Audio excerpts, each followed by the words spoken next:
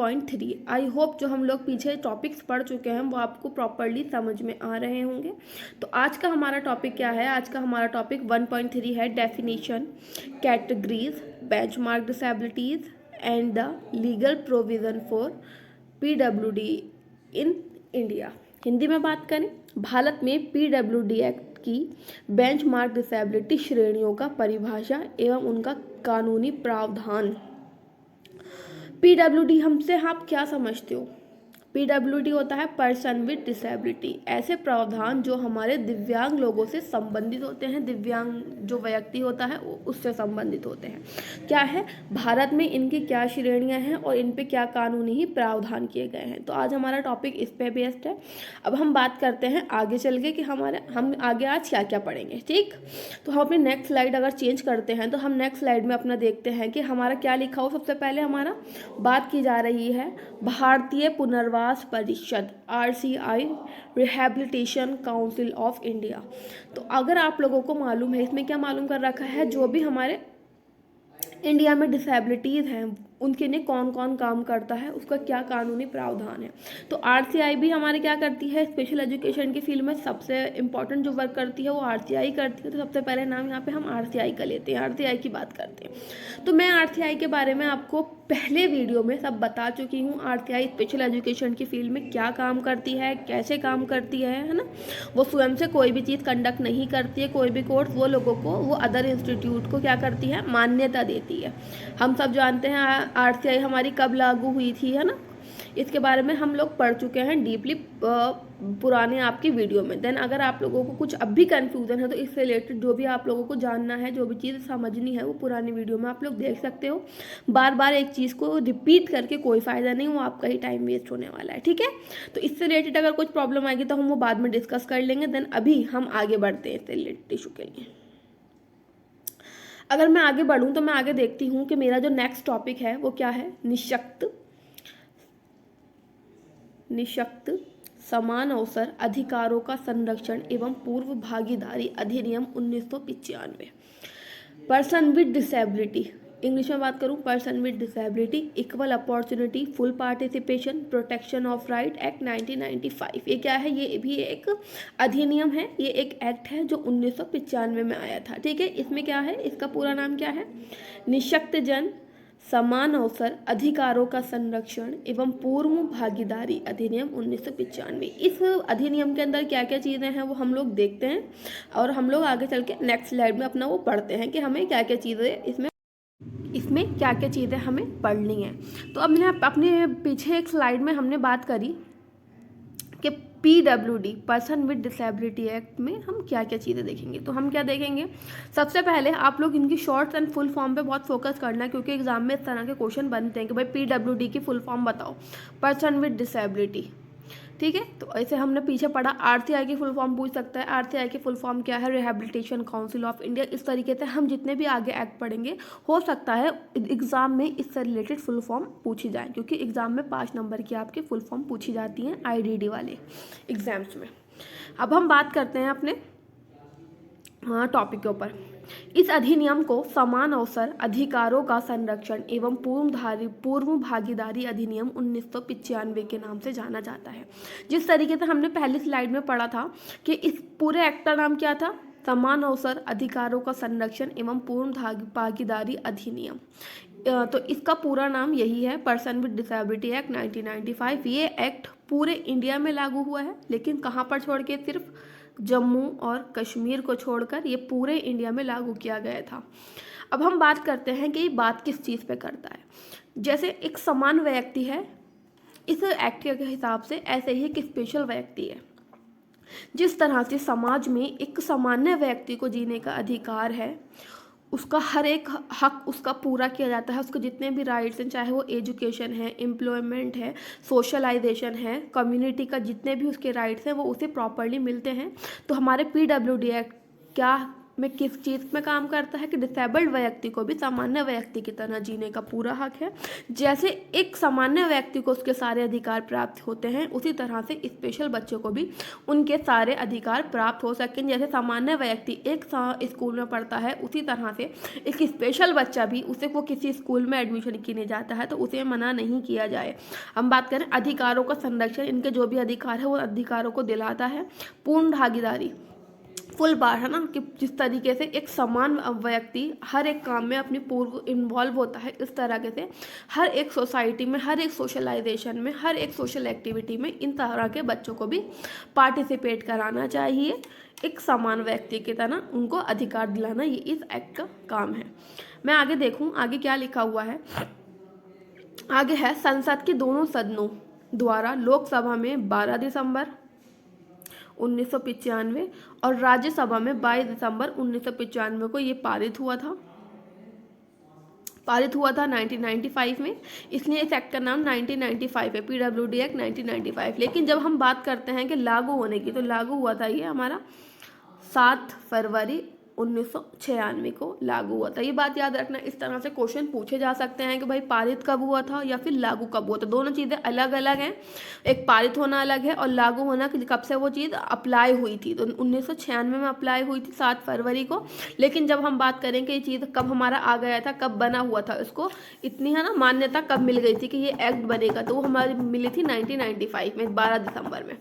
12 दिसंबर को लोकसभा द्वारा और 22 दिसंबर को राज्यसभा द्वारा परमिशन मिल गई थी कि ये एक्ट को पारित कर दिया जाएगा। लागू लेकिन हुआ था 1996 में। तो हमने यहाँ तक बात करी कि ये एक्ट किसके बारे में बात कर रहा है। ये एक्ट दिव्यांग व्यक्ति को समाज में उनके अधिकार दिलाने पे बात करता है। जिस तरीके से एक सामान्य व्यक्ति को उसका अधिकार मिलता है, इसी प्रकार एक विशेष बच्चे को, दिव्यांग बच्चे को उसका अधिकार समाज में बराबरी का मिलना चाहिए। ये चीज़ क्लियर हुई। अब हम देखते हैं कि इस एक्ट के अंदर कौन कौन सी हमारी डिसेबिलिटीज़ आती हैं। तो इस एक्ट के अंदर अगर मैं बात करूँ, पीडब्ल्यूडी एक्ट 1995 के अंदर कौन सी डिसेबिलिटीज़, कितनी डिसेबिलिटीज़ आती है, तो 7 प्रकार की डिसेबिलिटीज़ पीडब्ल्यूडी एक्ट 1995 में शामिल की गई हैं। वो कौन कौन सी डिसेबिलिटीज़ हैं, मतलब मुझे नहीं पता कि अभी आप लोगों ने डिसेबिलिटीज़ के बारे में नहीं पढ़ा, तो हम लोग कुछ डिसेबिलिटीज़ के नाम पर बताएंगे। जैसे जैसे आपके सिलेबस में ये चीज़ें इंक्लूड हैं, जैसे जैसे आपका सिलेबस में हम आगे बढ़ेंगे, इस प्रकार से हम इन डिसेबिलिटीज़ को डीपली पढ़ेंगे। अभी हम इनकी सिर्फ एक झलक देखते हैं क्या है चीज़ है ये जो हमारे इस एक्ट में संबंधित है। दृष्टिहीनता, जो लोग विजुअल इम्पेयरमेंट, इंग्लिश में बात करूँ मैं, अल्पदृष्टि, लो विजन, कुष्ठ रोग, लेप्रोसी कर्ड, श्रवण अक्षमता, हमारी हेयरिंग इम्पेयरमेंट, गामा की क्षमता, लोकोमोटर डिसेबिलिटी, मानसिक मंदता, जो आपका स्पेशलाइजेशन है जिसको हम आज IDD के नाम से जानते हैं। वो पहले क्या था, मानसिक मंदता MR था, अब वो चेंज होके IDD हो गया है, ठीक है, सॉरी। उसके बाद बात कर रखी है मानसिक रूढ़ता, मतलब मेंटल इलनेस। ठीक, हमने अपने पीडब्ल्यूडी एक्ट में कितने प्रकार की डिसेबिलिटीज़ इंक्लूड हैं, 7 प्रकार की डिसेबिलिटीज़ इंक्लूड हैं। हमने देख ली कौन कौन सी हैं। डीपली इसके बारे में हम जब इसका टाइम आएगा पढ़ने का, उस टाइम पे पढ़ेंगे। यहाँ बात पीडब्ल्यूडी एक्ट समझ में आया। पीडब्ल्यूडी एक्ट 1995 में क्या होता है, विकलांग व्यक्ति को उनके अधिकार दिलाए जाते हैं।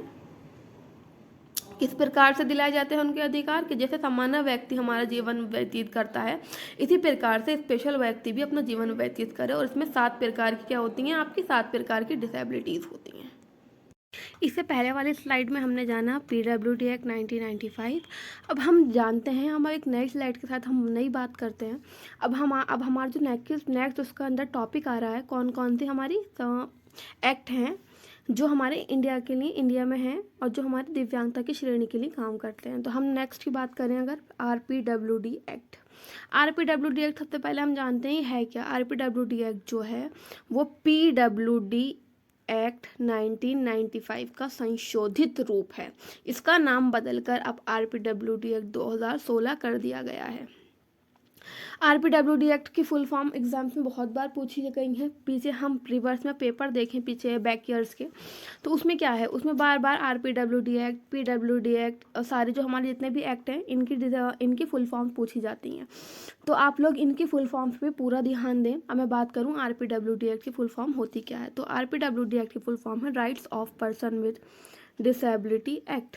Right of person with disability act. Hindi में बात करूँ, दिव्यांगजन अधिकार अधिनियम 2016 में आया था। ये क्या है, ये हमारा PWD एक्ट 1995 का संशोधित रूप है। इसका PWD एक्ट 1995 का नाम चेंज हुआ, बना क्या बना, RPWD एक्ट बना। ये कब आया, 2016 में आया। ठीक है, इसमें बात की जाए, ये अधिनियम 1995 की जगह आया। ये बात हम क्लियर कर चुके हैं। ये जो एक्ट था हमारा, ये 1995 जो PWD एक्ट है उसके बदले RPWD एक्ट 2016 बन गया है। अब बात करें नेक्स्ट, उसमें मैंने आप लोगों से पहले भी बोला है, जो हमने पहले अपने एक्ट पढ़े हैं, जितने भी एक्ट हैं जो काम करते हैं डिसेबिलिटी की फील्ड में, जो बात करते हैं डिसेबिलिटी की फील्ड में, वो किसके अंतर्गत आते हैं, the ministry of social justice and empowerment. The ministry of social justice and empowerment. बहुत बार इसकी भी फुल फॉर्म पूछी जा सकती है, MSJE ऐसे करके आती है ना आपकी, क्या आपकी MSJE की फुल फॉर्म बताइए। तो इसकी फुल फॉर्म यही है, the ministry of social justice and empowerment. ठीक, यहाँ पे हमने देखा क्या होता है, हमारे कितने भी एक्ट हैं जो डिसेबिलिटी के रिलेटेड, डिसेबल्ड बच्चों के लिए काम कर रहे हैं, वो हमारे the ministry of social justice and empowerment के अंतर्गत आते हैं। 21 साल के बाद दिव्यांगजनों के लिए एक नया एवं बेहतर कानून बनाया गया है। सीधी एक बात कि जब हमारा 1995 में एक एक्ट आया, 1995 से लेकर 2016 के बीच जो गैप है वो 21 साल का गैप हो रहा है। कितने साल का हो रहा है, 21 साल का गैप हो रहा है। 21 साल में जो चीज़ें बदली, चेंज हुई, हमारा बिहेवियर, इन्वायरमेंट, उसके हिसाब से हमें जो लगा, 1995 में अलग प्रायोरिटीज़ होती थी बच्चों के लिए, अब इनके लिए अलग प्रायोरिटीज़ होती हैं। तो उसको ध्यान में रखते हुए, चेंजेस को ध्यान में रखते हुए और इन बच्चों के लिए जो बेहतर करना चाहा, इसलिए इन 11 जो एक्ट था वो संशोधित हुआ और 2016 में एक नया एक्ट आ गया। ठीक, अब बात करें, वर्ष 2017 में भारत में दिव्यांगजनों के लिए अधिकारों पर संयुक्त राष्ट्र संघ UNCRPD की भी फुल फॉर्म अक्सर पूछी जाती है, the United nation convention of the rights of person with disability के हस्ताक्षर एवं पुष्टि के बाद पिछले अधिनियम को बदलने की आवश्यकता उत्पन्न हुई। कि मतलब उन्होंने 2016 में ही 2007 में ये चीज़ पता थी लोगों को कि हमारा जो 1995 का एक्ट है उसमें हमें कुछ चीज़ें ऐड करने की ज़रूरत है। तो इन्होंने क्या किया, इतना टाइम लगा इन्हें चीज़ों को समझने में, बताने को, फिर UNCRPD के हस्ताक्षर हुए और इसके बाद क्या हुआ कि अधिनियम को बदलने की आवश्यकता उत्पन्न हो गई। जब बदलने की आवश्यकता उत्पन्न हुई तो इतने सारे इन्होंने इस पर वर्क किया, क्या चीज़ें कैसे बदली जाएंगी। उसके बाद फाइनली 2016 में RPWD एक्ट आ गया। ठीक, अगली बात करें, जिस तरह से हमने बात की थी PWD एक्ट 1995 में 7 प्रकार की डिसेबिलिटीज़ हैं। अब बात करें, ये संशोधित हुआ, 2016 में आया। कौन सा आया, RPWD एक्ट आया 2016 में। जो हमारा RPWD एक्ट आया है उसमें कितने प्रकार की डिसेबिलिटीज़ हैं, उसमें 21 प्रकार की डिसेबिलिटीज़ हैं। RPWD एक्ट में कितने प्रकार की डिसेबिलिटीज़ हैं, 21 प्रकार की डिसेबिलिटीज़ हैं। और एक और चीज़ मैं बताऊं जो को रिलेट कर सकती है, 21 साल के बाद ये 1995 से लेकर 2016 में ये एक्ट आया, तो इनके बीच का जो डिस्टेंस है ना वो भी 21 साल है और इनकी डिसेबिलिटीज़ कितनी हैं, वो भी 21 डिसेबिलिटीज़ इसमें शामिल कर दी गई हैं। अब हम बात करें कौन कौन सी डिसेबिलिटीज़ शामिल हुई हैं। हमने 1995 में जो एक्ट में जो डिसेबिलिटीज़ थी वो 7 थी, हमने पढ़ी थी कौन कौन सी थी। तो इसमें भी हम पढ़ते हैं। फर्स्ट है हमारी दृष्टिहीनता, सेकंड है हमारा कुष्ठ रोग, दृष्टिहीनता, कुष्ठ रोग, इसके बाद हमारी अल्प दृष्टि, उसके बाद गामा क्षमता, उसके बाद बौद्धिक क्षमता। हम ये देख रहे हैं कि जो हमारी 5 प्रकार की डिसेबिलिटीज हमने एक स्लाइड में पढ़ रहे हैं, ये हमारी पहले 1995 वाले एक्ट के अंदर भी थी। तो अब हम देखते हैं कि नई डिसेबिलिटीज हमारी कौन कौन सी इंक्लूड हुई हैं। अब हम बात करें मस्कुलर डायस्ट्रॉफी, इसके बाद बेसिक सीखने की क्षमता, भाषण और भाषा विकलांगता, हीमोफीलिया एक बीमारी के तौर पे हम इसे अब तक देखते आ रहे थे, बट 2016 में जो RPWD एक्ट आया उसके तहत हीमोफीलिया को भी एक डिसेबिलिटी के सेक्टर में डाल दिया गया है। इसके बाद हम बात करें श्रवण अक्षमता। श्रवण अक्षमता क्या है? ये हमारी 1995 वाला ही है। जो भी हाईलाइटेड हैं आपकी डिसेबिलिटीज़ वो 1995 PWD एक्ट में थी, जो चेंज हुई हैं वो बिना हाईलाइटेड के हैं।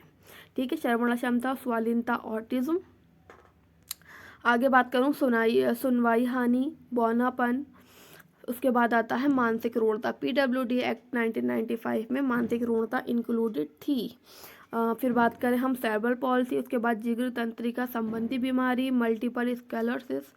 उसके बाद बात करें थैलेसीमिया, सिकल सेल्स रोग, एसिड अटैक, जो जिन लोगों को एसिड अटैक होता था उन वो ऐसे पीड़ितों को भी दिव्यांगता की श्रेणी में इंक्लूड कर दिया गया। इसके बाद पाकिस्तान रोग नहीं है, ये पार्लिसिस रोग है।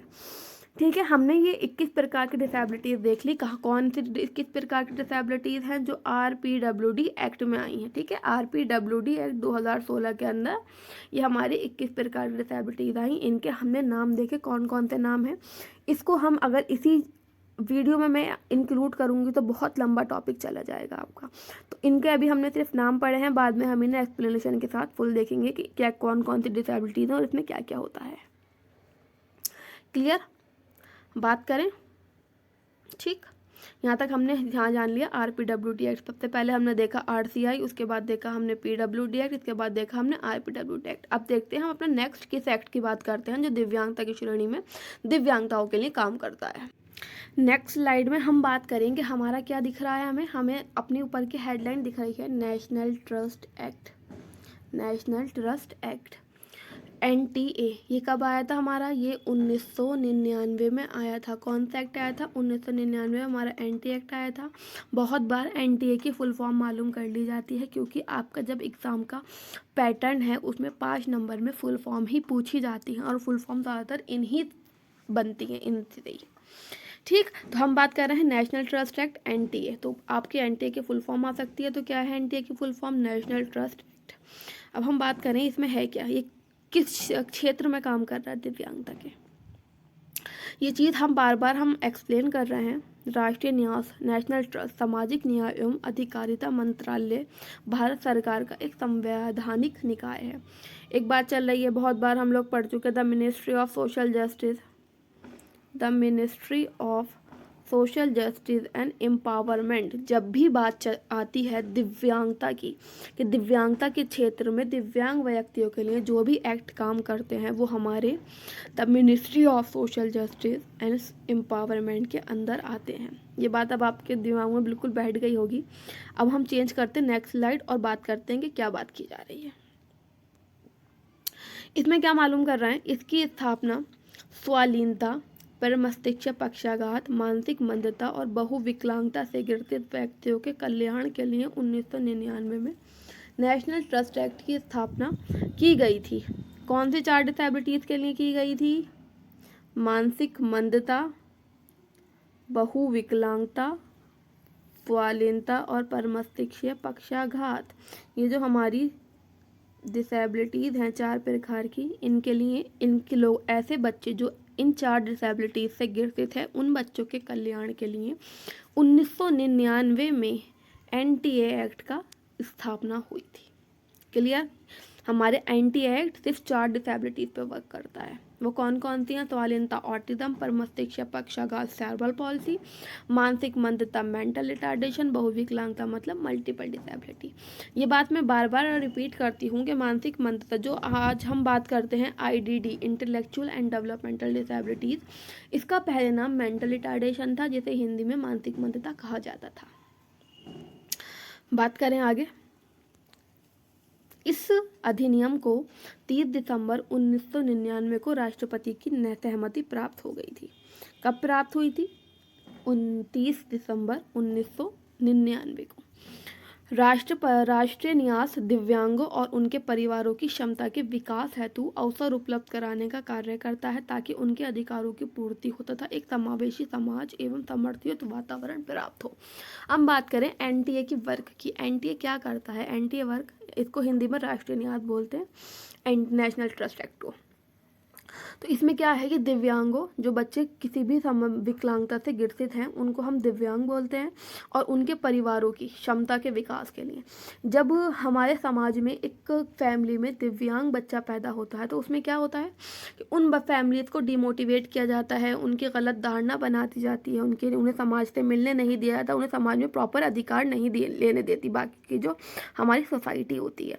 तो एनटीए बना था परिवार को सपोर्ट करने के लिए, इनकी फैमिली को सपोर्ट करने के लिए, ताकि हमारा समाज एक समावेशी समाज बन सके, जहाँ पे जनरल एंड स्पेशल लोग, जो बच्चे हैं ये और इनकी फैमिलीज को समान अधिकार प्राप्त हो सके।